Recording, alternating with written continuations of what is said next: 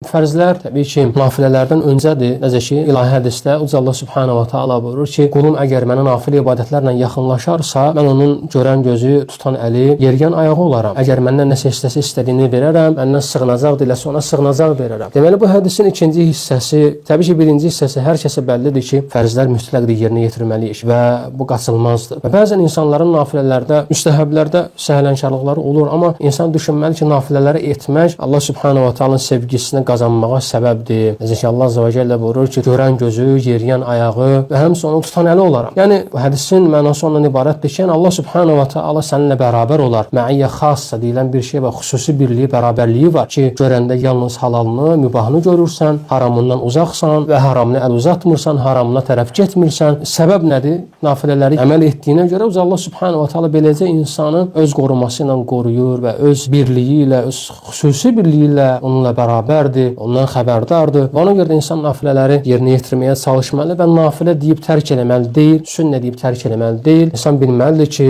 sabah onun boşluqlarını sünnələr dolduracaq, sabah qiyamət günü onun sünnələrə böyük bir ehtiyacı olacaq. Ona görə sünnələrə laqeyd yanaşmaq müsəlmana yaraşmır. Ona görə hər birimiz çalışmalıyıq ki, bu məsələyə diqqətli olaq. Xüsusən namazların sünnəsi olsun və yaxud da digər sünnə ibadətlər olsun. Təbii ki, bacardığımız qədər yerinə yetirməyə çalışmalıyıq. Və təbii ki, eləyiriksə əcr var, savab var və hər birimiz bunu istəyirik və sabah hamımızın buna ehtiyacı olacaq. Təbii ki, hamımızın bir nöqsanı var, bir eybi var, boşluğu var və boşluqları doldurmaq üçün sabah insan artıq belə bir salih əməllərin ona böyük bir ehtiyacı olacaq. Ona görə nafilə ibadətlər mühümdür və nafilə ibadətlər yeri böyükdür. Dedik ki, Allahın səninlə bərabər olması, necə ki, İbn Qayyim rahimehullah buyurur ki, kim əgər həmin bu ilahi hədisə diqqətlə fikir versə, görər ki, Allah Subhanahu va Taala ilahi hədisdə buyurur ki, "Fəbiyə yəsmə və biyə yubsir və biyə yabtiş və biyə yəs'a."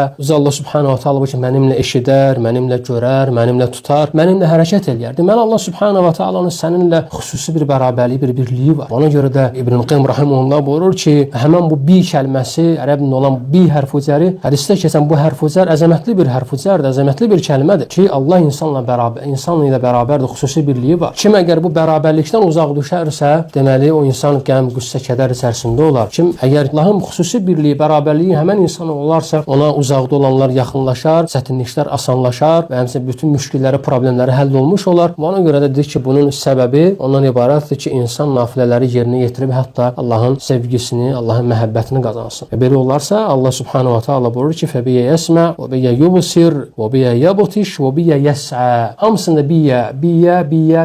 Mənimlə eşidər, görər, tutar, hərəkət edir. Yəni Allah Subhanahu va Taala insana əgər nafilələrlə bəndə Allaha yaxınlaşarsa, deməli o insan Allahın köməyində, Allahın yardımında olmuş olar.